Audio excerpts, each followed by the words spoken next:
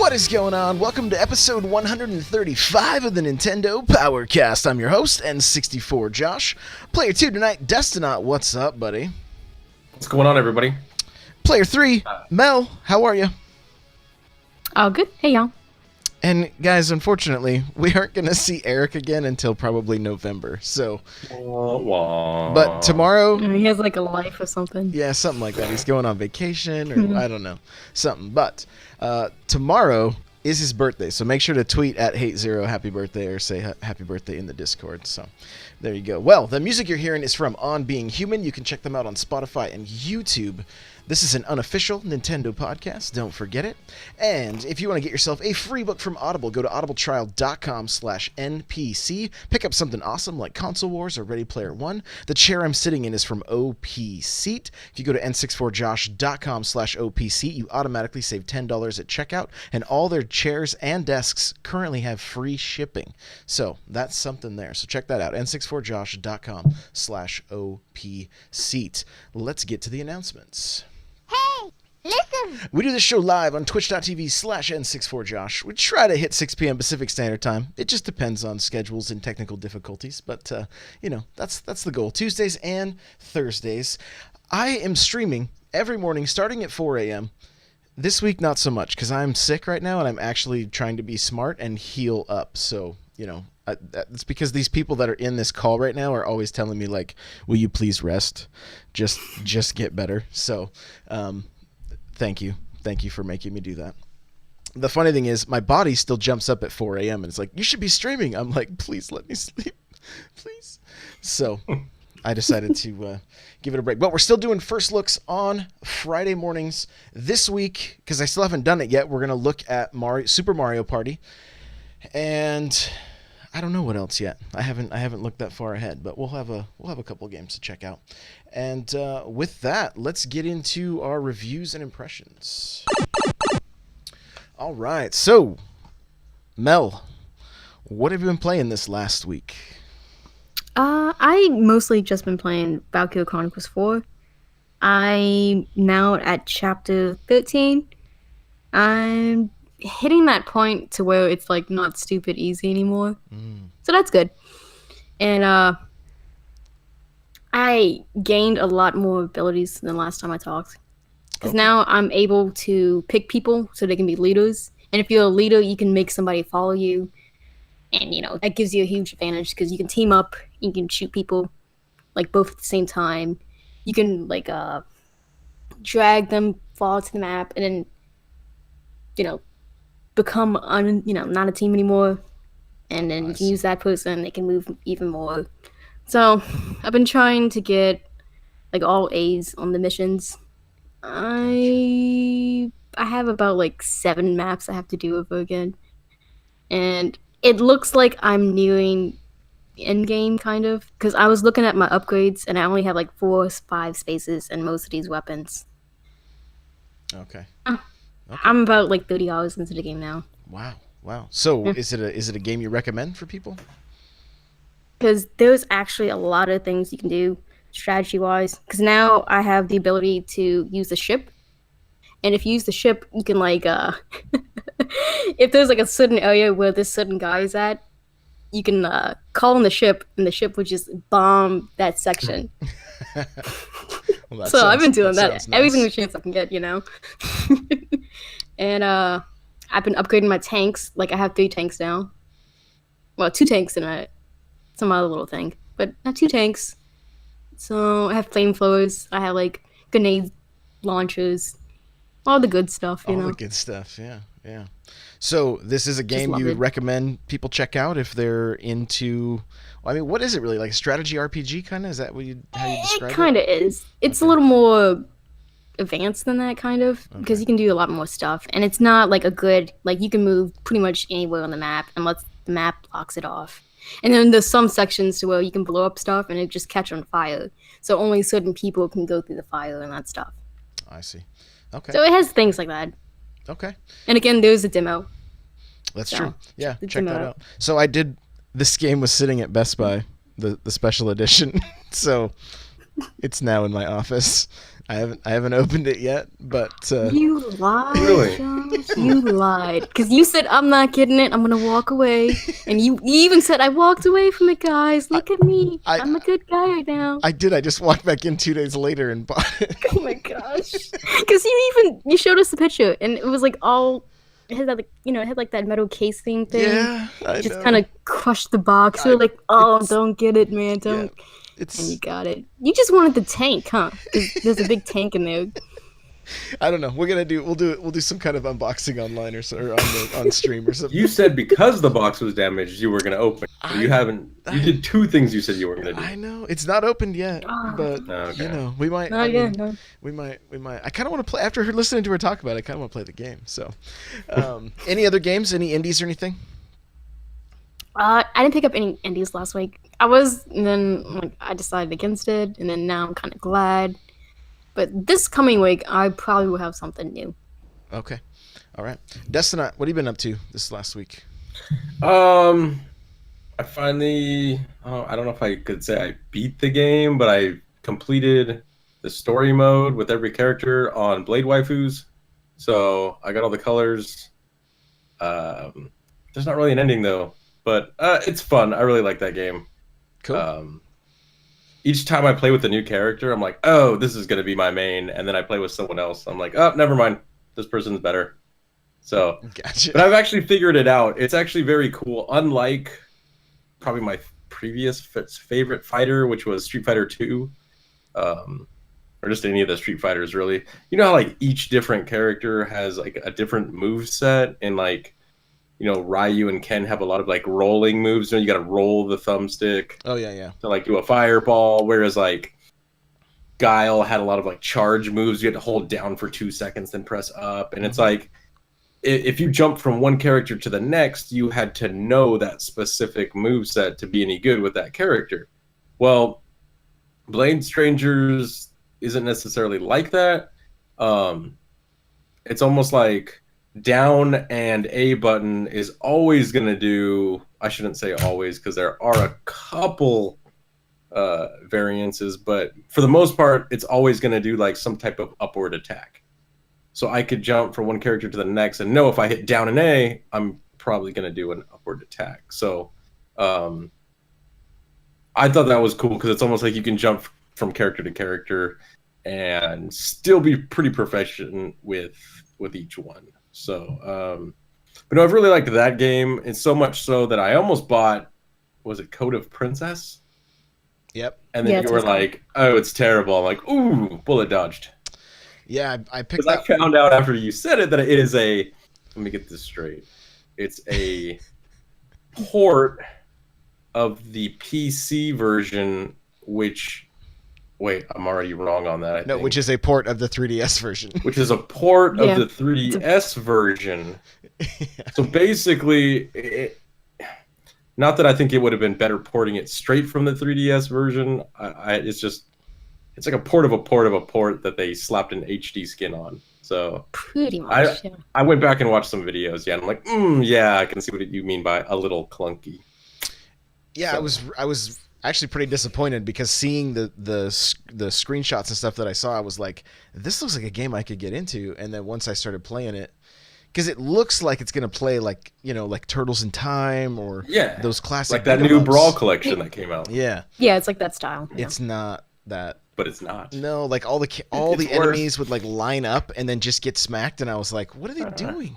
Why are they doing that? Like, this is weird. So Yeah, so I ended up not getting that, the Code of Princess. But I still, also because I thought back to what I said last week, which was I'm like, you know what, I'm not gonna get any more games until I finish Dragon Quest 11, which I've been plugging away at. I was super excited because I'm like, I'm 30 hours in. I think I'm like halfway through this game. No, it's like an 80-hour game minimum. So Well, yeah. I got a little deflated on that. I was like, oh. So no, but I'm really enjoying that one, and I think I'm swapping my picks around. Remember, I said I was going to do Final Fantasy 15 next. I think I'm going to go back and finish Xenoblade.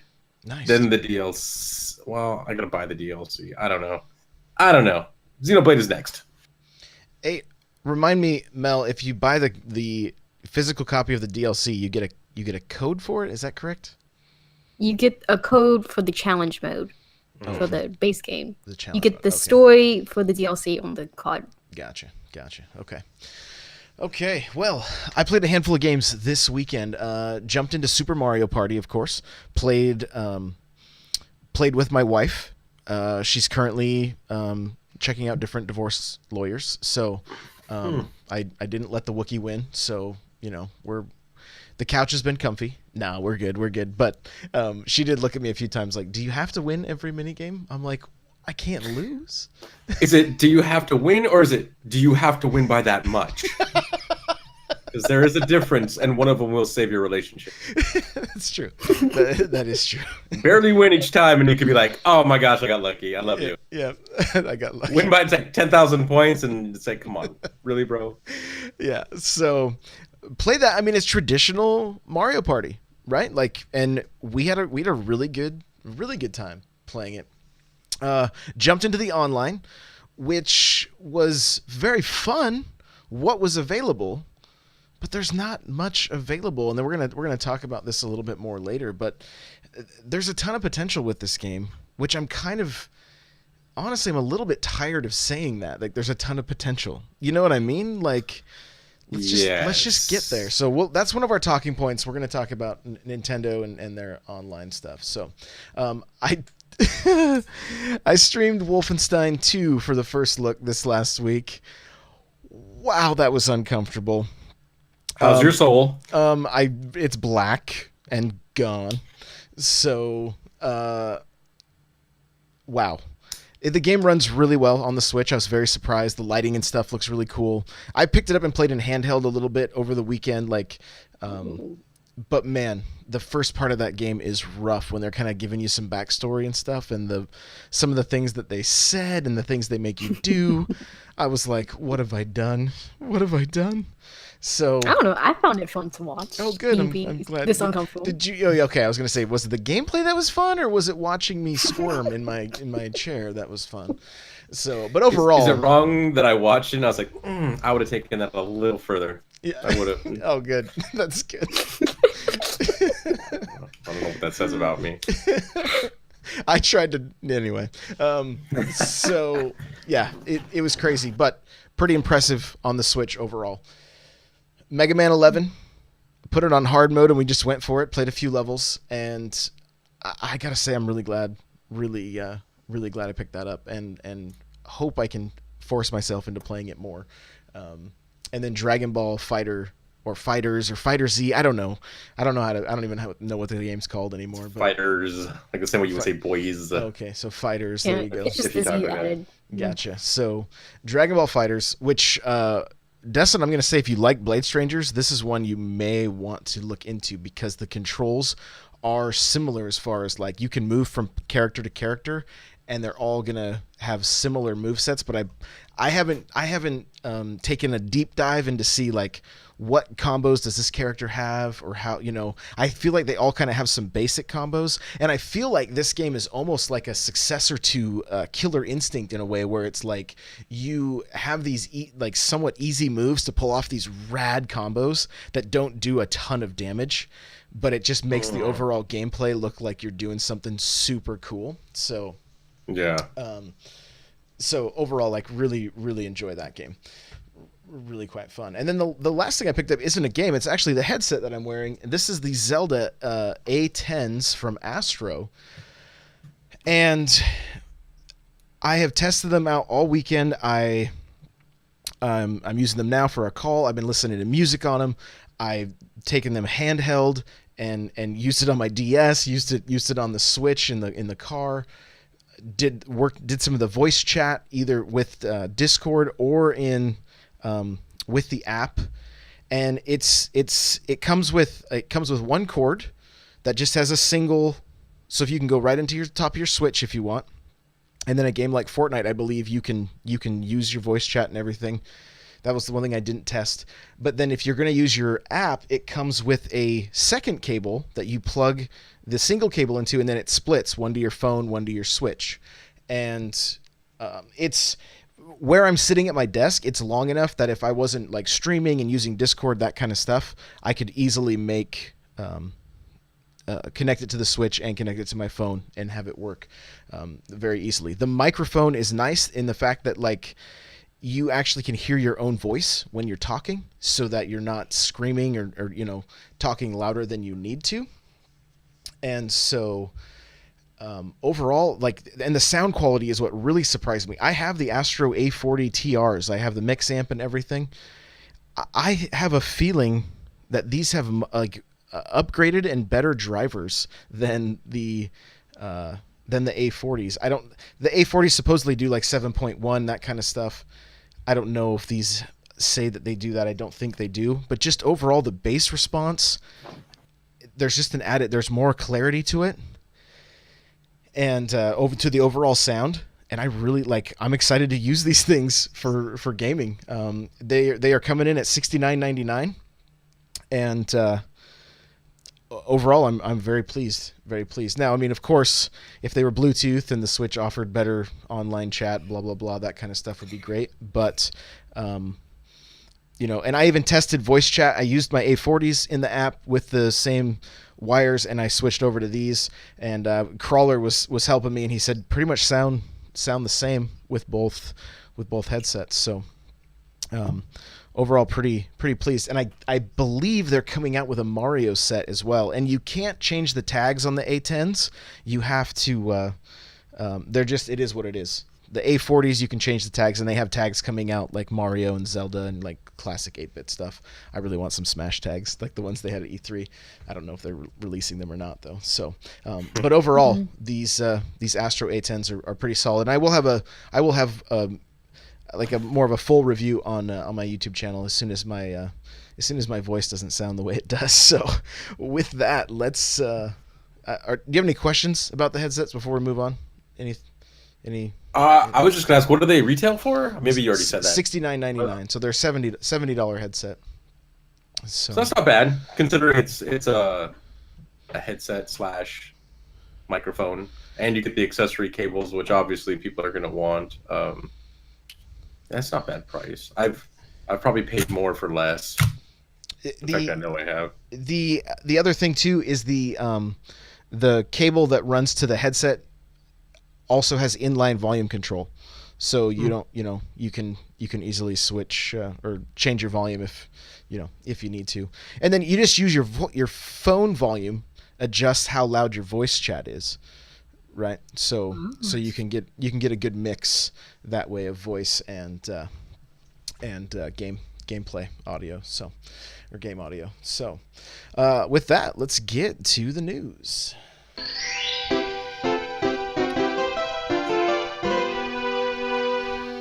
All right, so Fortnite in the news again. This time, Fortnite Deep Freeze Bundle coming November 16th. So the Fortnite Switch is in stores. I saw it at Best Buy this last weekend. So if you want to get that exclusive skin, now's the time. Josh? Yep. Oh, You seriously bought that? What's that? You seriously bought the Switch or just the skin? No. Neither. I didn't buy them. I saw them. I just saw them in stores. So, oh, okay. Yeah. I That's didn't. what I almost say, man. heard a tear. Yeah, no. It's not. That was close. Close. If I'm gonna get another Switch this season, it's gonna be the Smash one. So, but yeah, I did see them at Best Buy. Did not pull the trigger on that. If they had actually made it somewhat like a Nintendo skin, like do something Mario or something Star Fox or something, I probably would have been a little more tempted. But just as is, it didn't really do anything for me. But I know a number of other people are like, hey, I only play Xbox or only play PlayStation, and now I get the skin, and now they play nice together, so I'm getting my Switch now. So have Fortnite on the go is appealing for some people. I even saw some comments. I don't know where I was at. If it was on Reddit or whatever. They're like, I'm really having a hard time aim. Oh, it was just on Twitter on one of Nintendo's ads. They're like, I'm loving this, but it's really hard to aim. No, they're not used to the short sticks on the on the Joy-Cons. That it is a little bit tough to get used to when you move from an Xbox or the Pro controller. So, but the Deep Freeze Bundle. What this is coming November 16th. It is a physical copy of the game, and it has the exclusive Frostbite skin Cold Front Glider, Chill Ace Pickaxe, and Freezing Point Back Bling, and 1,000 V-Bucks. And it's $29.99. You can get it digital or physical. But this is coming out for all the systems. And it literally is a physical version of a beta. So there's that. What were you gonna say? I thought it was just for the Switch. I'm like, so wait, you were just saying that I wish there was a Mario skin, but they're getting an Ice Climber skin? Is Ice that what's Climbers, going on? yeah. So again, I'm just asking. I'm done with gaming. But anyways, move on. here's the thing with the skin. The skin looks, Alright. looks like the two other skins they've already released. They just added ice or like snow camo to it, basically. Are you trying to say someone in the gaming industry is trying to cut corners by just reskinning a reskin? Hey, they had to I do don't- different colors too, man. Yeah, yeah. That's worth $9.95. There you go. I'll pay. So, My bad. but It's anyway, in a box yeah, though. physical version of a beta. This may be a first time in history because as far as I know, they haven't said this game is out of beta. So, Ain't We live in strange times, man. Freaking what was it? What's the game that almost won Game of the Year as a beta? The Player Unknown. yeah. yeah, People were up in arms about it. right. It's not even a real game. Oh, Nightcrawler's saying that it is a physical box. That is all, not the actual. Not the Yeah, but actual people game are still part. gonna buy that. And So- it's like, oh, I know my little grandson Jimmy likes Fortnite. I'm gonna give him this box. It comes the same day as Pokemon too. That's insane. They just can pick up that and Pokemon now. Yep. Absolutely insane. Yeah. So Yes, but insane. crazy. I mean, hey, good on them. They're going to have. I think Fortnite is potentially going to be a little bit up against the ropes when the new Black Ops drops this Friday, and I kind of hope Black Ops dethrones them a little bit and pushes them to get people back into the game to make it a little more appealing. Because for me personally, I've kind of like it feels like that formula was fun for a while, but I've lost interest. So if there was a little more to it, different game modes, something. I don't know what they need to do, but I would like to see them do something that just helps them step up their game. And so I'm fingers crossed that Black Ops actually is really, really good and takes some of that market share for a little bit. And because competition for us as gamers is going to be good. So Yeah. Well, I'll just add real quick. I think it'll be the first test of can Fortnite, stay the test of time, because it hasn't had competition other than Player Unknown, but and you could say that those are similar games, but I think it's two different markets. It's like one of them is like the hardcore, more real to life, whereas Fortnite is, you could say, more for all ages. Yeah. But Black Ops, as much as it's an M-rated game, we already know that 3-year-olds play that. Oh yeah, so, totally. I think it will take a lot of people away, and just because it's Call of Duty, and as much as people are like, it's played out and I hate it and Call of Duty's dumb, but then it ends up selling bajillion dollars every year, so clearly someone loves it. So it'll be interesting to see. It'll be interesting to see how it shakes things up. So, and I'm looking here too. Let's see. So I'm looking at Nintendo Life's article, and because Nightcrawler's saying it's just a box with a code on the inside. But I would love to say, like, no way, you're joking. Well, if that is the case, that's what PUBG did on the Xbox initially. Mm-hmm. But yeah, all their article says is Fortnite is getting its very own physical retail edition thanks to partnership between developer Epic Games and Warner Brothers Interactive. So, from everything I can see here, it looks like it is getting a cart, but we'll just have to wait and see. I mean, guess. you can tell us when you buy it and open it. I'll on let stream, you know. That's true. We'll do another first look. First look, open the box. So I'm always nervous anytime Crawler starts talking in the chat that it could be fake news. I know you gotta Ouch. double check them now. That's his name now. Fake news. So, all right. Well, moving along. Guacamelee is out now for the Switch. That was just kind of like a surprise drop yesterday. And the sequel will be coming to the Switch in December. So, Destina, is this a game you'll pick up and check out? After I beat Final Fantasy 15. Right. Gotcha. Okay. No, I never played the first one. Someone, I'm not going to name names, but someone in this call was excited about it on Twitch. That's how I found out it was even a thing. So yeah, but I've never played it before. So I'm excited to see what it's about or hear what it's about. Could there be someone here that could tell us about the game? Possibly. Not Josh. He doesn't play games. Have you played it, Mel? I got this Super Turbo Championship Edition for the Wii U. It is actually my little favorite indie game. So when I saw 2 was being announced, a tad excited, just a tad, because I assumed Sony was gonna have like a U exclusive on it, because they didn't say anything. But when the first game came out, it was for Sony only. It was actually on the Vita before it got ported to the PS3 and stuff like that. And then like after like a year or two, it came out for like the 360 and the Wii U, all that fun stuff. Mm-hmm.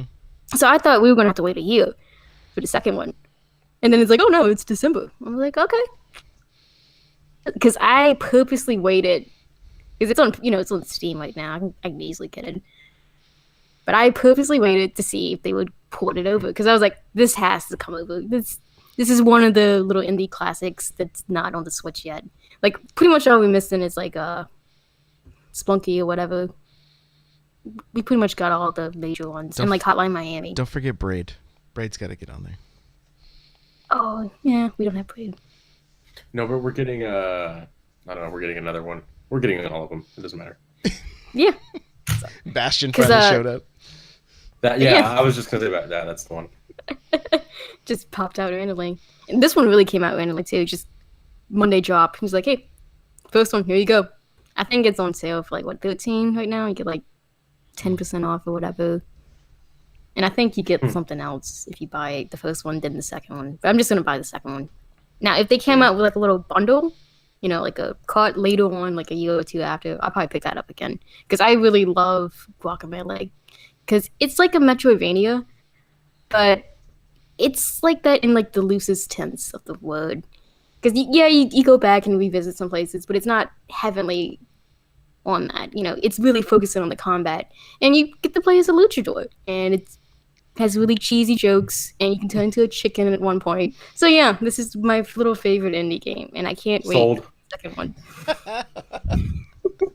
Oh, I love it. I remember it came out free on Xbox One. It was one of the first. I think it was one of the first games that they did. The games of gold. Yeah, something like that. I just remember. I remember it being free, and I played it for a little while. It didn't seem to grab me as much as I was kind of hoping it would, but I'm kind of in the same boat. Like if it does come out physical as a bundle, it may be something I check out. So, I do want to go back. Nightcrawler did send me a pic of the box art. It says no game cart inside, only a code. So they're selling a box. They're selling a box for $30 and a code. That box is gonna sell because this grandma's gonna be like, "Well, Jimmy needs something to open on Christmas because I'm not giving him a gift card." That's right. No, it's a good. That's how they are. It's a good idea. And Hate Zero is saying Ollie Ollie would be nice on the Switch as well. Oh so. Yeah, we don't have Ollie Ollie. Yeah, so there's a few. There's a few. So okay, Monolith Soft, the guys behind Xenoblade Chronicles 2. I've been adding more staff for a new RPG that they're working on. Like, I believe their staff. I saw Stealth tweeting out some numbers. I think their staff is close to like, it's pushing 200 people. It's like went from like 170 up to 180 or something like that. Like it's not a small number. So they are we know that sales have been impressive with Xenoblade and the DLC. So it's pretty exciting that we're going to see more from them. And Mel, if you had to make a prediction here, do you think they're working on a like Xenoblade Chronicles 3? Do you think could there be an X2? Like what do you think? Just as a guess. I think both those, yes, but I think they're going to actually start something new. Then go back to a Xenoblade game. Now, would they go back to X or just jump into 3 first? I don't know. Because from what I heard of X, it ended like on a really big cliffhanger kind of thing. I see. So, interesting. From what I'm gathering, it seems like they're doing something completely new, not on the Xenoblade style. It's not that Xenoblade is dead, it's just on the back burner right now. Because I don't think they were expecting 2 to do so well. Like, it really took them by surprise. Especially when it launched and everything. Like, that time of year, like... Yeah, it's like December. Yeah, it was... It was like sent to die, basically, you know? Right, and it did well. It did well. Well, I think the game... It was one of those games that proved itself, right? It was like... It had enough people streaming it and talking about it on podcasts and YouTube and that kind of stuff that people couldn't help but pick it up. And that's good. I mean, those are the kind of games that we want to see being made, right? That get enough hype from, like, I wonder how the sales did from the first week to like the second or third week. Like what was there a spike? I'm a little curious. It has some legs, not as much as legs compared to other genres, but for this particular genre, doing this well this long, and it's not really a household name. So yeah, it's doing way better than expected. Yeah. And honestly, I think we're gonna get a port of X, but I don't think it's gonna be by them. I think it's gonna be by someone else. I see. Because I think they want to keep on this Xenoblade train right now, and they don't have another Xenoblade game they can just pop out unless they do one again, which I would actually love at this point. Because the first time I played one, I was just not ready for it. I think if I played it now, I would actually like it. But I want it done in the style of the DLC. Oh, I see. The nice, a little more of a cel-shaded more style. than just like an HD remake. You want a little more of a remaster. Yeah, I want to like build from the ground up because I see. I feel if they did just an HD remake, we would have like a Twilight Princess thing again, which Gotcha. Twilight Princess wasn't bad, but it still wasn't this big jump most people were expecting with this HD version. Because I remember when they first showed that off, I was waiting for the moment in the trailer. I was like, when it's gonna jump to HD? When it's gonna jump to HD? And they've been showing it HD the whole time, and I was like, oh. I actually remembered it in my head as like this HD version. So I was like, oh, that's a little depressing. But I got it anyway. Completed it, again. They still got you. Yeah, they still got me. Because I had to get the stupid little wolf. Because, the little amiibo, if you scanned it into Breath of the Wild, you got the wolf link. Yeah. I had to get him. When I saw him at Best Buy, that that's the one I have open right here, just for Breath of the Wild. Wow, that one's actually free. It's actually free, right? I think there's 2 of them locked up back there. So, Only 2. Nightcrawler from chat saying he thinks that Monolith Soft Studio is actually 4 times larger than any other Nintendo studio. So, Well, usually when they need help, they hit them up. It's like, hey, send some new people over. Because, they help with Breath of the Wild, they help with map and stuff. Yeah. Which probably helped him out from Xenoblade. Because that map was pretty big, too. Yeah, true. All right, so an indie dev, I found this interview on Reddit. It said that Nintendo has done a complete 180 and is now this is from their perspective, right? Because not all the indie devs are going to say the same thing, but from their perspective, Nintendo has done a 180 and is the best company to work with. Better than Sony, better than anyone else as far as how fast they answer emails, getting questions answered, being available.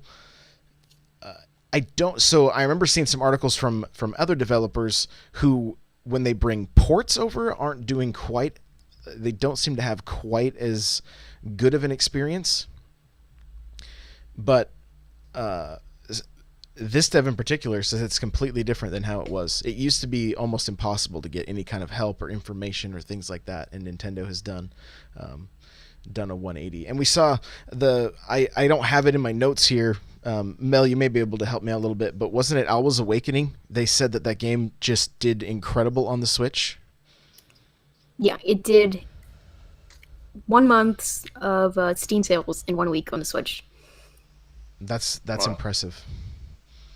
Yeah. And, that's still gaining traction too. Like I'm still seeing people talk about this, and this one came out like 2 weeks ago, like 27th of September. I'm seeing more and more like, hey, like what is this game about? We're kind of interested in it. So it's still picking up steam too. It's not like it's over already. Right. And from chat, Irish is like, I'm going to pick it up. I mean, it's like a $10 indie game. Like, Yeah, it's $10. You can check out my first look on YouTube. It's a fun game. Like overall, I was pretty impressed with it, especially if you're into that old school kind of side scroller.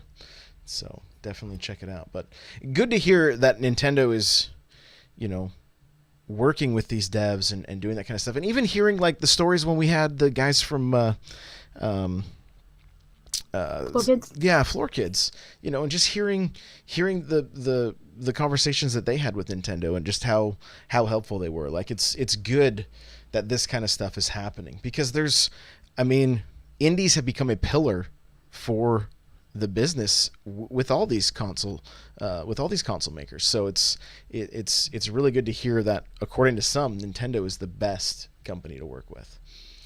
Because it's a big change, I know Destinot knows. Oh man, well, when did this? Well, I guess you could go way back if you want to look at the history of kind of like Nintendo and how they, obviously we weren't there, but you hear about like these horror stories all the way back to the NES about how companies had to like dedicate 3 games to that console if they were even going to put one out. It's like, well, it's almost like they had to sign a deal, like a 3-game deal, to release stuff on Nintendo, and they couldn't release it anywhere else. So it's like, that kind of, the little guy is probably not happy about that, because what if it didn't do well? And I was like, great, now we got to make 2 more games for this system that we're like already in debt over. So I can see how that could be bad. And then we go to the Wii era where tons of games were flooding into the Wii. I don't even know how many games came out on the Wii. Probably 1 million. Like 1,300. Dude, that's like Physical, really like I who believe. could get the whole collection? Really, I've seen one guy on YouTube. Yeah. One guy on YouTube. Well, okay. Josh So, inspires me. yeah. One day I'll be that cool. And then you look at the Wii U, where like third-party support and indies were like bye. But see, around that time, that's when you started hearing how like, oh, the PS4 was awesome for indies, and prior to that, the Xbox 360 was awesome for indies. And if you kind of look at that, Xbox 360 was kind of the winner of that generation. PS4, even though the PS4 and the Xbox One are still the current generation, PS4 is kind of like the winner there. And it's almost like, why aren't people seeing the trend that you need the little guy kind of to fill in your gaps? Especially with Nintendo, they seem to be on like a quarterly cycle of releasing a game. And even though, yes, we've gotten better third-party support through like Bethesda, and companies like that, which are like big-name companies that are releasing current games still, like the whole Wolfenstein 2 thing coming out, day for day with other consoles. But Doom. Doom. I'm sorry, Doom. Yeah. Yeah, Doom Eternal. But it's almost like, okay, yes, you need all, like, to do it right, you need all tiers, right? You need the huge first party, you need the third party, but you also need that bottom tier to like bring people in. And I think Nintendo's kind of like, look, we don't want a Wii U situation where literally almost like you could look at their calendar and it was almost 4 games a year were coming out for that console, and they were all Nintendo exclusives. And that's not good. Like, to be like, hey, I bought this $300 system, I get 4 games a year. If we were all rational, normal people that played games to completion, we could probably only finish 4 games a year. But being gamers and you're like, I must have everything now, it just doesn't work that way. So these little bite-sized, like $10 chunks here and there, like you need that to A, keep people interested, and B, kind of like just fill in those gaps. Because otherwise, like we saw with the Wii U, you're not going to survive. Nintendo, I think, well, one, Amiibo saved them, and two, no company has infinite money, but I'm sure Nintendo has a little bit more than the average company.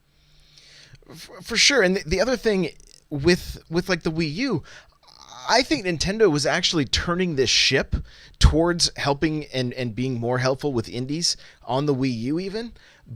But the only people that bought the Wii U were the same people that only play first-party games. And so those third-party games, they just collected dust in the eShop. They just didn't do very. I mean, even look at the 3DS. The 3DS could have been like a staple indie machine. But, you know, I don't own very many indies on that machine. I own like Shovel Knight on the Wii U. Like... That's like the only one most people have. Yeah, it's and I think what has happened, and I don't know what has like switched in the consumer's mind, but now all the Nintendo fans are playing more than just Nintendo games. And I think some of it too is we're playing some of these games that feel like old Nintendo games. Like some of these games are like, this belongs on the Switch, right? It feels like a Nintendo game. How many times have we heard people say that? Golf Story, you know, that Blossom Tale, Bloodstain, Blossom Tale. Like there's quite a few games that like Stardew Valley, right? Like even the devs for Stardew Valley are like, that game belongs on the Switch, you know, like, or I think they said is at home on the Switch. I think is their exact quote, but. Well, yeah, they sold like over 1 million copies on Switch now. They're good. Yeah, they're good. They're good. Yeah, it's my home now. I understand why they say that because I mean you could bring out anything in 8-bit and be like it's home on the NES, you know. But it's such a catchphraase. It's such a like this belongs on the Switch. You should buy it on the Switch. Buy it now. You know, it's like stop it. Stop yes, it. It looks nice. Stop it looks very nice on the Switch. Well, it looks nice Not on a the sponsor. little top selling list. You know, it's always on the top selling list. Mm-hmm. Non-stop. Like, I think I saw it, like, at 13 as its lowest. I was like, Jesus, like, how many people are still buying this game? Yeah. I mean, it's a good game. It's I've never understood that, why games stay at the top of the chart. I'm like, who's buying this? Grand Theft Auto, right? Why is Splatoon at the top of the list every single time? Why is like who's buying this? Yeah, it's wild. It's wild. Let's see. A few other little pieces of news here. Hyrule Warriors sold better than expected, so Koei Tecmo is raising the income forecast for their second quarter. That was kind of cool, just to see that kind of going through the headlines, that Hyrule Warriors sold better than expected. That's good to hear. It's a pretty fun game too. This one is interesting, and Mel, I'm going to let you kind of take the reins on this one. But Square Enix is interested in an offline version of Dragon Quest X, which is an MMORPG, right, Mel? yeah, it's the MMO one, yep. And they want to make it offline for the West. Yeah, because we've been asking for this for about 3-4 years now. Mm-hmm. People have been wanting this game because I think it's actually a Wii U game, maybe a Wii game. But people have been wanting this because a lot of people who like Dragon Quest didn't really like that 9 was on the DS, because usually for Dragon Quest, for here anyway, after like 8, they all been like pretty much on the PS4. Like the latest one just came out for PS4 and PC, and even that one's still not doing as well. But these games are still really good games. It's just for some reason the US market is not really grabbing onto these titles. They're well crafted, you know, there's a lot of little things you can do in it, and they look really nice. People want these games, they're always asking for them. I mean, we had people in France sending letters to Square Enix, like, hey, give us the 3DS ports. Like, please do something. Yeah.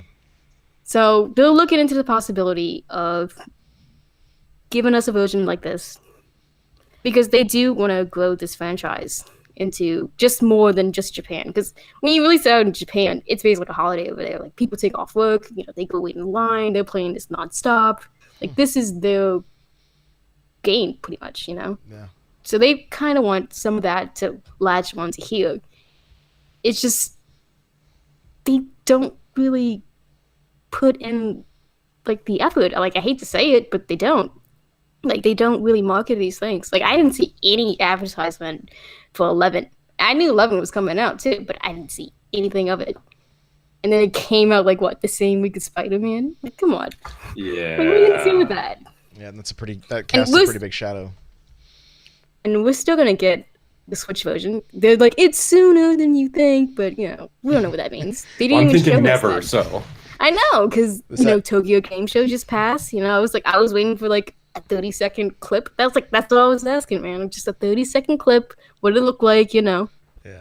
Didn't get that. Like, it's existing. It's there, and which is funny too, because this was literally the first game announced for the Switch. You're like, oh yeah, we're making a Switch version of this.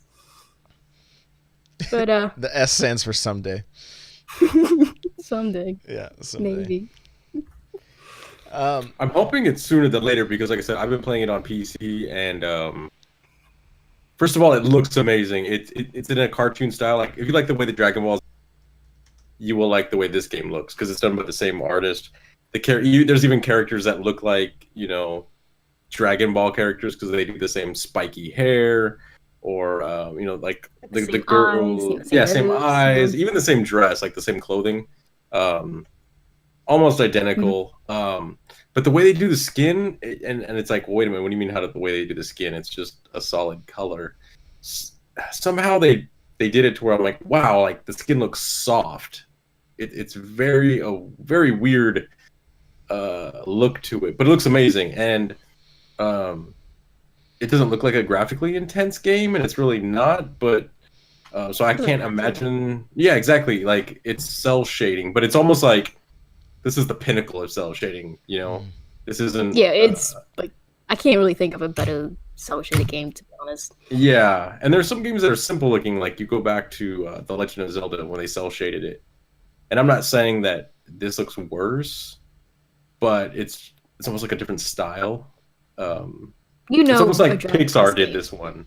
Yeah, it's almost like Pixar did this one. It's just got that slight look, like, style to it. So I'm really liking it, and to go like what Mel said, like, people haven't latched onto it. I was actually watching a video. I wish I had this so I could tell you guys, but I watched a video and they were comparing the Final Fantasy series to the Dragon Quest series. Ooh. About how that's about how Final Fantasy has, like, you don't play Final Fantasy 7 and then jump into Final Fantasy 8 thinking like, hey, this is the sequel. Like, no, it's a totally different game with a totally different combat system, with a totally different economy. But that's what they've built their franchise on, right? Like, that's why people love it or hate it, I guess you could say, but it's like, that's how it stays fresh, right? That's why they're on Final Fantasy 15. After how many, 2 decades or something? Yeah. So 1 decade, keep just 15. Oh, is it? They keep it fresh, they keep it, it hasn't become stale. Yes, in some ways, I guess you could say yes, but for the most part, things change. Dragon Quest, though, it's almost like it is hardcore JRPG. It's not like, hey, don't all of a sudden expect this drastic change. I think they even have the same blue blob is in every single game. Slime. Yeah. Slime, yeah. So yeah, and I was actually watching this video talking about how that's also why that game is so popular, because people know what they're gonna get, and they know that if there is a change, it's like it's more like an evolutionary change, where it's like, how much has a species changed since the dawn of time? It's like, well, it changed this much to evolve. It's almost how this series is, and this is the first time I've actually played one, especially this far, and I'm enjoying it. So for me, it's fresh and new. If you didn't like the other Dragon Quests, I don't know if I would recommend this based off of what this person was saying about the series. But hopefully it comes sooner than later, because like I said, I'm really enjoying it. Josh, I think you liking Xenoblade. It's not exactly the same. There's a lot of similarities to it. I think he might like the movement because you can actually move your guy like behind stuff. Yeah. Well, but it adds a little extra layer. Not too much, but just. Yes.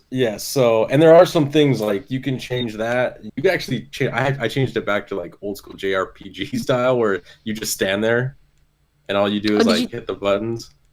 Did you tell people what to do, or did you actually select each and every time? I wanted to go in and tell everyone what to do because I could see the benefits of it. But at the same time, when I'm playing this game, I'm also like, I got Discord on one monitor, I got the game on one monitor, got like Netflix on the other monitor, so I can only do so much. I'm only so awesome. Gotcha. So, but I'm super enjoying it. I think if you like the grand story of like Xenoblade, you'll like this as well. Huh. Cool. I still have Ys 8. I need to open up and try. It's just sitting. One day.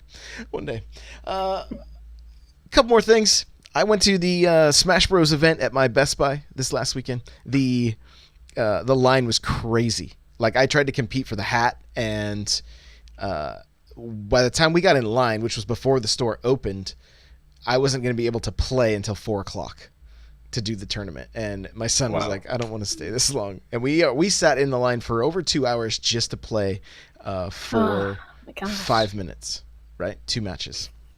So worth it? Oh yeah, like I loved it. I played Mario again. I played Ridley again. So, or not again. I played Ridley for the first time. So it was okay. At least that's Sigourney Weaver's in this game. What? What? Sigourney? No, close. Oh, Ridley. Yeah, my bad. Yeah, Ridley. Yeah. So, nobody got that. Close. I totally did. Once I had just looked at chat, but I totally am. I'm tracking with you. Loosely based off of the series, right? So, or at least a lot of inspiration came from Alien. So sure. Yeah, so that was fun. It was fun getting to hang out with my son. I met some people in line who are hanging out in Discord. Looks like somebody even in chat. Kai Red Chan. So yeah, it was fun. It was really fun. Splatoon 2 has a Halloween event going on. It's a 2-day Splatfest. It's going to be worldwide. You can get costumes, but you need to launch the game through the News app on the Switch to get the exclusive content. Now, the News app, when you first turn your Switch on, it says News. You got to access that menu over there, right? And then, Mel, you've done this already, correct? Can you kind of just walk us through it real quick? Yeah, so you just go in that news section. There's a certain post you have to look for. It shows like a picture of the costumes on it, so you know which one to go. You just scroll down, you go launch the game.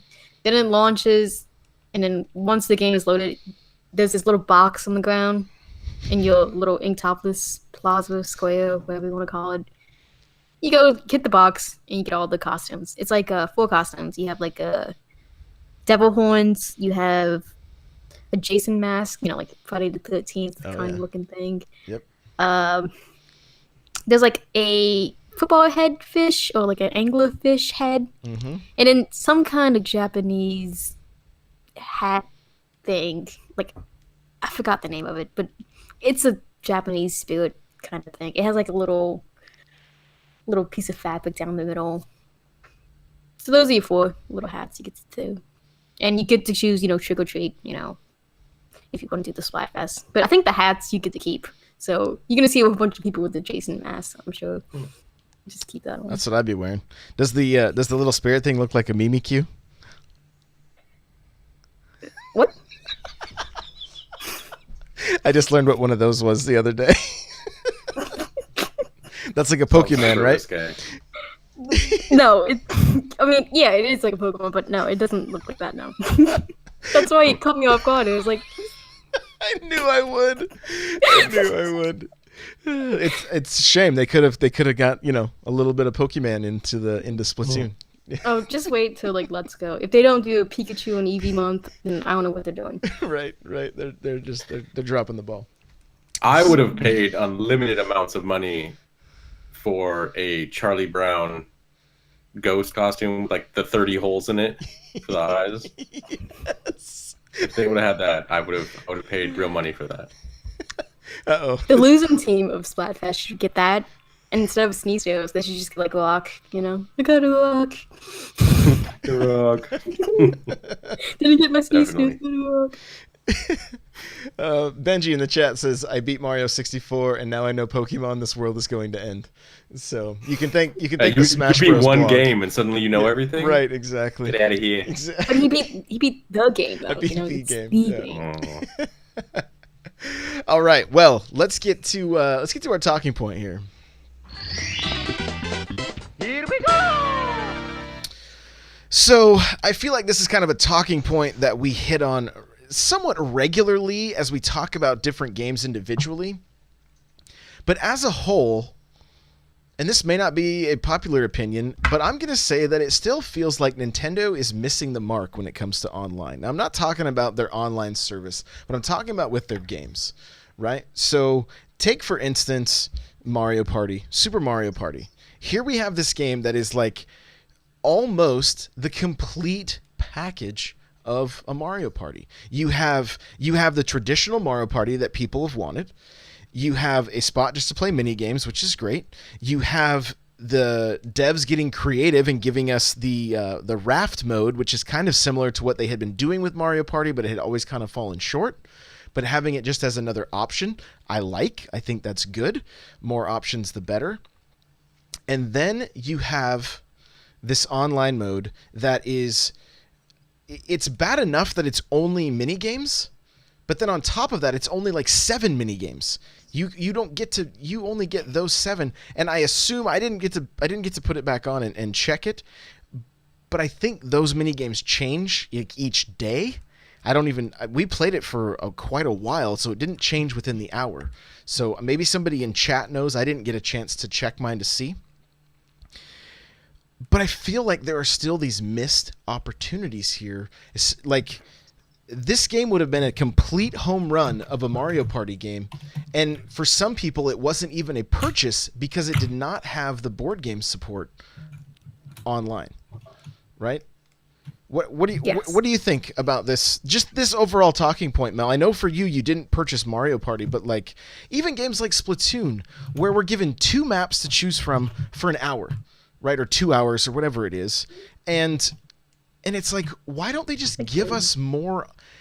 They need to understand that the consumer wants more options. I want the ability to, in Turf War, to invite my 4 friends and play with them, right? Not have to do, maybe I don't want to go into League and play against like tryhards and things like that. Like, I don't know. Am I off in my thinking here? Not totally off. Like, I would love to just group up in like 4. Like, you know how Fortnite does it? You group up with all your friends and you drop into a match. But I don't necessarily have to be in my friend's team for turf. Like, I'm perfectly fine being split up. But I want to search for a room together. Because what often happens is, like 2 or 3 of us find a room, another person or 2 try to join the room, but then we have to wait because, all these other losers won't get out of the room because, the room's full.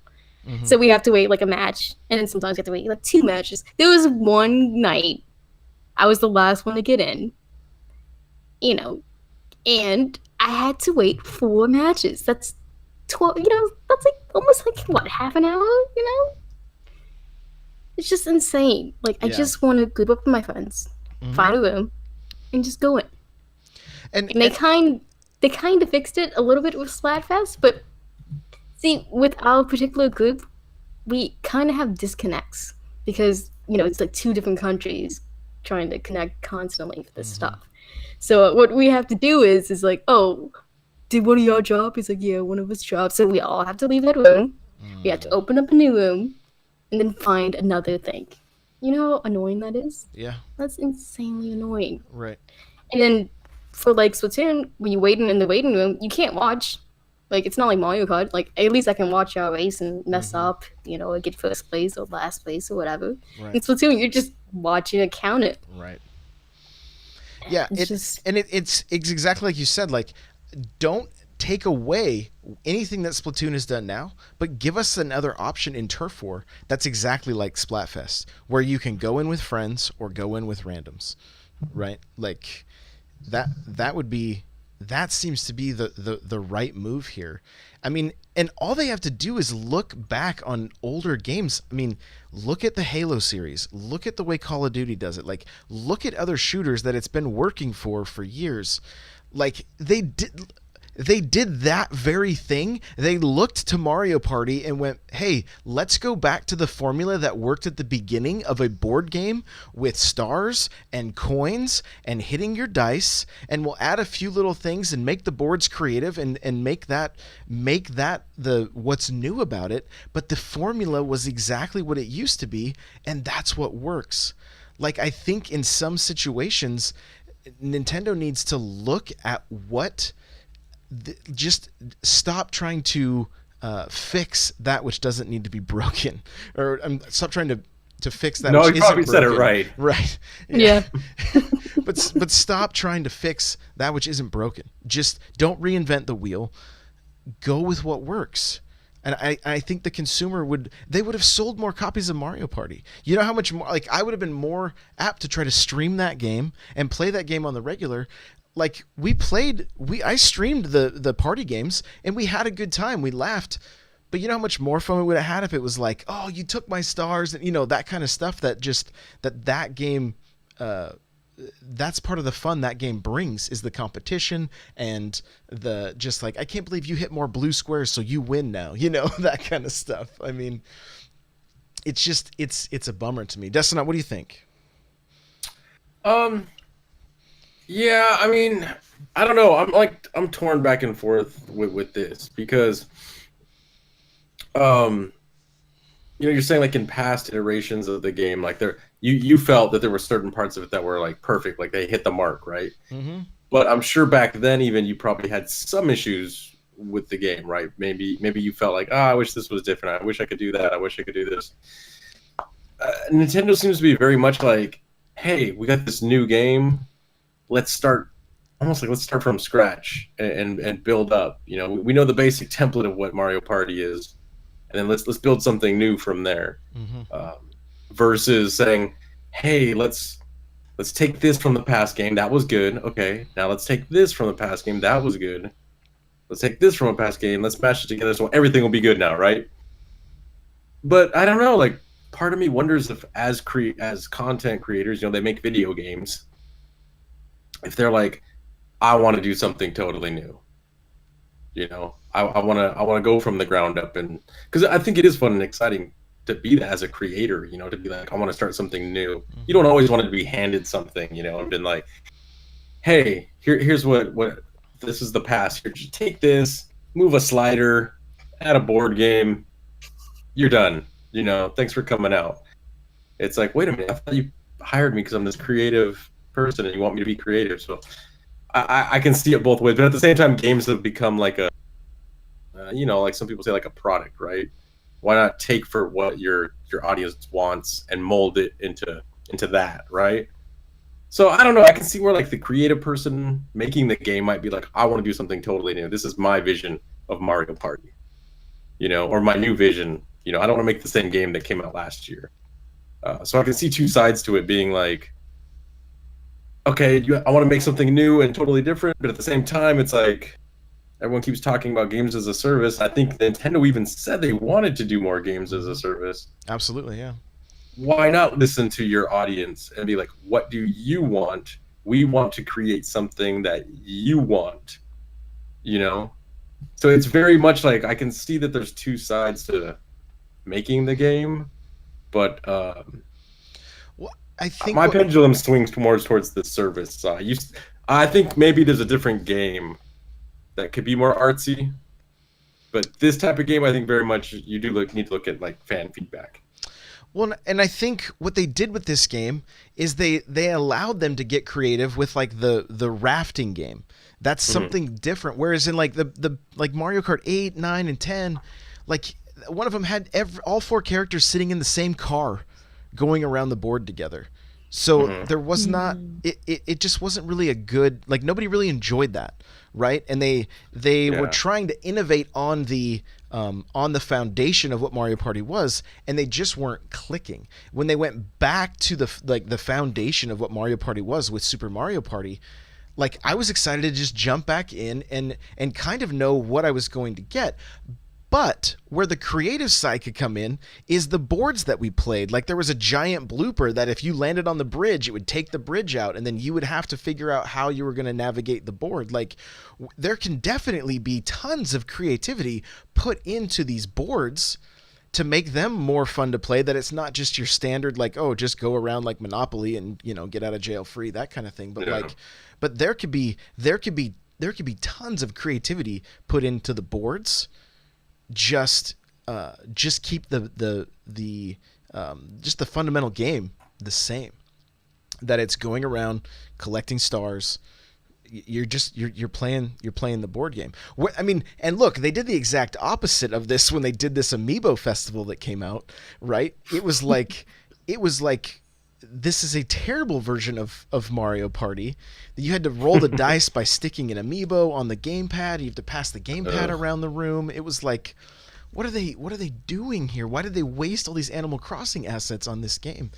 It was just strange. And so, but overall, like the main thing is just I feel like they dropped the ball big time with online on this game. We were talking earlier before the show started, like you look at ARMS, and like ARMS or dislike ARMS, either way, that game ended up being a complete package as far as your offline play and your online play. Like you could jump in with like, how many people is it, Mel? Like 12 people?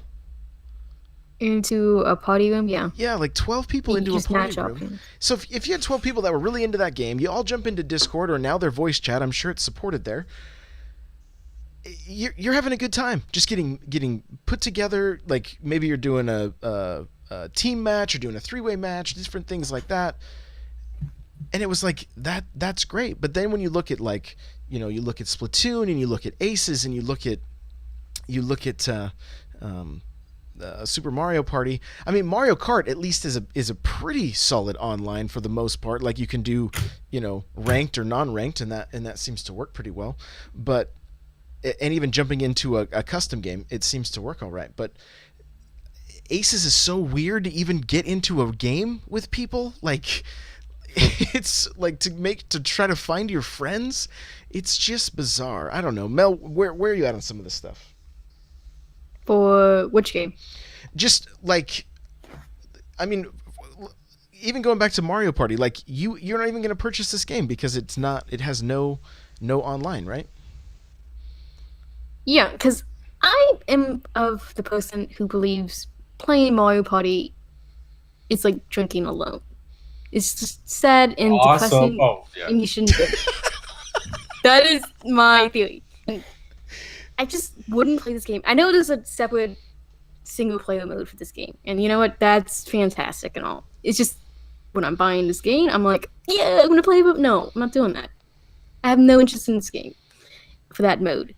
Like, I don't care that they added it. That's fine for the people who want that. It's like for Smash. When I get Smash, I'm literally not gonna care about this adventure mode. I'm not gonna care about this supposedly spirit mode. I don't care. I just want to play with my friends. Mm-hmm. Just jump in, jump out. And I can't spend $65 because, you know, that's with tax. I can't spend $65 to play 5 little mini games, which we don't even know which game's going to be there and how long they last before it changes. I can't do that. Right. Yeah. And that's unfortunate because, and I mean, it's unfortunate because you're missing out on a fun game. Yeah, I'm extremely jealous because I've been jumping around, you know, certain streams and I've been watching, you know, people on the couches. They're having fun, like even listening to the Joy-Cons because they do a little jingle. Yep. When it's your turn, just hearing that on stream, just seeing people's reactions like that, like gets me. Like, of course, I want to be able to do that, but my lifestyle doesn't allow that to happen. Well, and it's So I want the second best thing. But they're not giving me the second best thing. And I'm seeing these, people, they're like, well, it wouldn't be as fun. I'm like, no. It would be almost as fun because Right. I know the type of people I'm playing with. Mhm. I'm not going to play with people who are going to take forever. I'm not going to play with people who take it way too seriously. Because, look, when I'm jumping into Mario Party, I'm not going into, like, I know I'm going to get screwed over in some way. Everybody's going to get screwed over, except the guy who wins. Because, you get this random stars, you get the, oh, you landed on the most unlucky squares. Here you go. Here's Right. 2 stars. Like, no. We're all gonna make fun, we're gonna, make fun of each other, get mad. But I'm not gonna take it seriously. Like, I'm not gonna be, like, looking for the pro strat. Like, there's an actual tier list of Mario Party right now. Because, that every character has a block dice. I saw that. I was like, are you serious? That's also a new thing they added to this game. Because, each character has their own block. Yeah. They can move or not move a certain way. Because I watched one game. This guy was Rosalina, and one of her blocks is like she gets coins instead of moving. 4 straight turns in a row, he got the coin block, and he didn't move. And he was on a red space, so he lost coins. So whatever he gained, he lost. So it's hilarious. That's no good. But No good. like even like the 10 round, like the 10 turns, that didn't seem too long for me because I was watching streams. They were getting through it at like 45 minutes. I know some people are like, oh, 45 minutes, that's kind of long. But I'm thinking like, hey, if I actually play a board game with people, that would take like an hour and a half to 2 hours because I know people would like, oh, I gotta plan this out, let's see what I'm doing here. Like, and if you get mad at them, they're like, oh, you're taking the fun away, blah, blah, blah, blah. It's like, no, I don't want to play with this guy. He's annoyed. But even that's a simple fix. They just put a timer on everybody. You get 30 seconds or a minute to do your move, and then after that, it rolls for you, Exactly. and that's it. And it's not like other games don't do this already. It's been done. It's not like this secret, new phenomenal thing that we're just discovering. It's just they don't want to do it. And I get not doing it for randoms because I don't want to do the randoms anyway. But that's whatever. I just want to group up with the certain people I have in mind, and it's only 4 people in this little board, And the boards themselves, if you actually look at them, they're kind of small. Yeah, they're not. So when I first saw the board, I was like, okay, they made it for online because if you look at past games, they're pretty big. They have multiple pathways. They're still added little things, like you said, like the blooper. Like I saw him pop up. He moved some guy. Like I saw that. That's cool. That's nice. It's just when you look at the past games, there's a whole bunch of different little alleyways and stuff you can go. They're not present here. And I thought they were not present here because they were making it an adjustment. So it's like, hey, you can play this online. No, you can't. And I know there's a team mode too, where you can group up with somebody and you move on the map. They changed the map a little bit, so it's not exactly the same. And you actually have to land exactly on the star. Like, if the star is like 4 spaces away, you need a 4. You can't get a 6 because you pass it up. You have to get exactly a 4.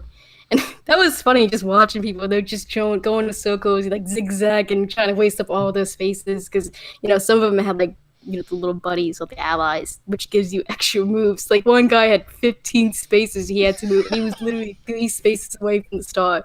And he had to get the star because his team was going to lose because that was the last turn. He didn't get it though because he had too many.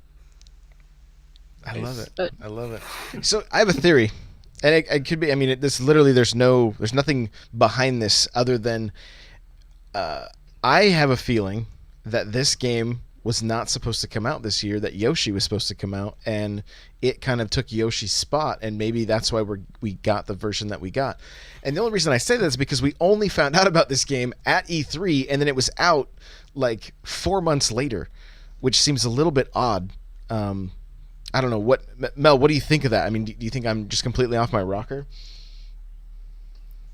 I think it's more of a not Yoshi per se. I think it's more of a hey, do we want new Super Mario Brothers this year, or do we want do we want Super Mario Party this year? I think that was the big toss up right there, because Mario Party, obviously it's gonna do well. New Super is gonna do well too. It's just both of these are really good selling titles for the holiday season because when a mom goes into a store, she's gonna see Mario, she's gonna see Party. Like yes, I need to get that.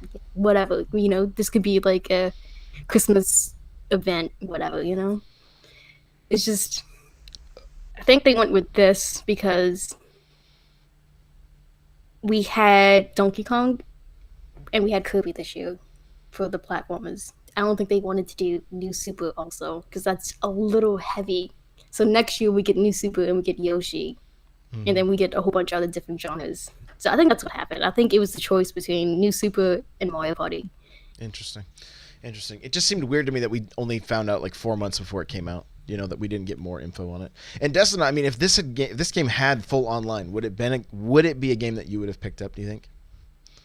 No, because for me, I couldn't even honestly tell you if I've ever played a Mario Party game. Right. Wait a minute, you said you didn't. I don't think I have. Yeah. I said I did or did not. You said you didn't. You said nope, you didn't, because you took away some of the comms. You took away some of the spark from me. I had.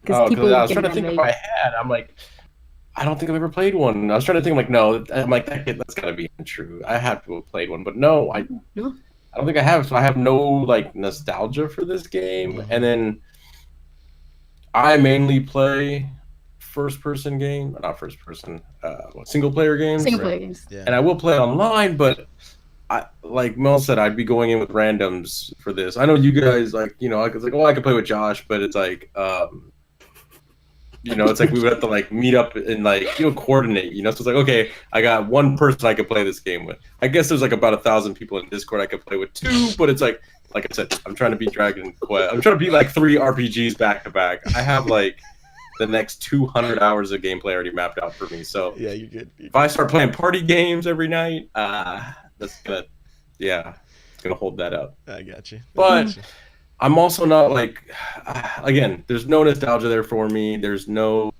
like, oh, my favorite character is in this, I gotta play it. That for me is no big deal. And then hearing these comments about how it seems like slightly half-baked possibly, or it's just, they're kind of, there's some things you talked about, like the Splatoon thing, only rotating maps every once in a while and stuff like that. That doesn't really bother me, but I don't know. If everyone was like, this game is awesome, you have to play it, then I think the pull would be a lot greater. But being that I haven't played a previous Mario Party, and I don't have the same admiration for the Mario characters as some people do. So it's not like the characters themselves are pulling me in. Yeah, the thing is, I feel like this lack of online is casting a negative shadow over a game that is absolutely stellar and is more than enough content than what most games are coming with nowadays. I mean, some 80 mini games plus multiple ways to play them. A co-op mode, the 2-player co-op mode, the 4-player co-op mode, the regular board game. Like, there's a ton here.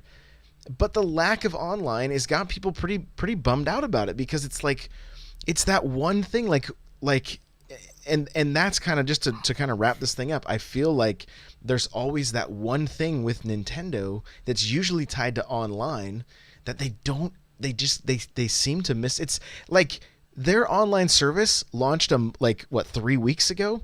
And then you have this game coming out. It should be showcasing the online, and now Super Mario Party's here, so you can really utilize your online service. And it's like almost the exact opposite. Like, I don't even need my online service for this game because what it offers me is minuscule.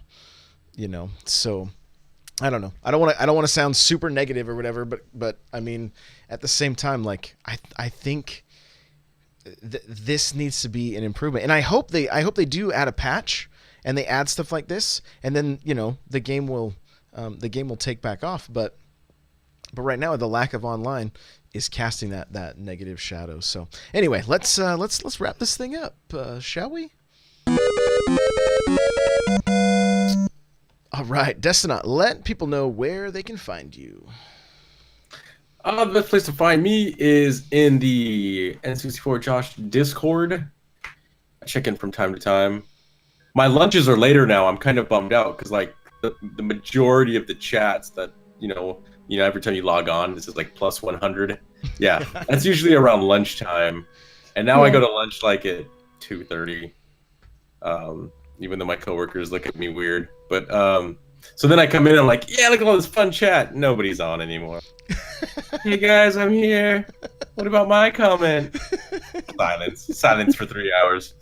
No, but yeah, N64 Josh is. I also have a Twitter at iDestinot, not related to iCarly. Sorry, Uncle Destinot to Uncle iCarly. Destinot. I'm not even going to tell you about the comments I got. So yeah, that's the best place. Awesome. Mel, how about you? I'm gonna be in the Discord. That's where I usually talk. So that's the best bet to bug me for anything. She's now HR of the Discord, so if you have problems in the Yeah, I Discord, got moved up today. go see her. She'll let Where you the know cool no one people hang. cares. Take all your complaints to her. She'll take good care of you. Guys, you can follow me on Twitter at N64Josh. You can follow this show at NPowercast. Let's see. If you want to check out the show notes for this episode, it's n64josh.com/NPC135. If you want to email the show, you got questions, comments, whatever, let us know. npc@n64josh.com. Remember to check out Audible. Get your free book from Audible by going to audibletrial.com/NPC. Check out, Console Wars, Ready Player One. The chair I'm sitting in, go to n64josh.com/OPC. You'll automatically save $10 at checkout. And if you're seeing any of their advertisements, any of their new videos, I'm doing some work for them. So it's kind of cool being a little bit behind the scenes with them. It's fun. But yeah, love these chairs. Go check them out. n64josh.com/OPC. I do have a Patreon. If you guys want to get an extra show each month, go to patreon.com/n64josh. The Discord is n64josh.com/Discord. Come hang out. It's a good time. n64josh.com/Facebook group. You can hang out with us on our Facebook group. And lastly, if you have a second, you can rate and review on iTunes. I greatly, greatly appreciate that. And the most important thing you can do for this show is share it with your friends. So if you got somebody that you think would be interested in checking this out, take a second, shoot them a text, screenshot what you're listening to currently on your phone and post it on your Instagram or whatever. We greatly, greatly appreciate that. So thank you guys so much for listening, and we'll see you in the next one. Bye now.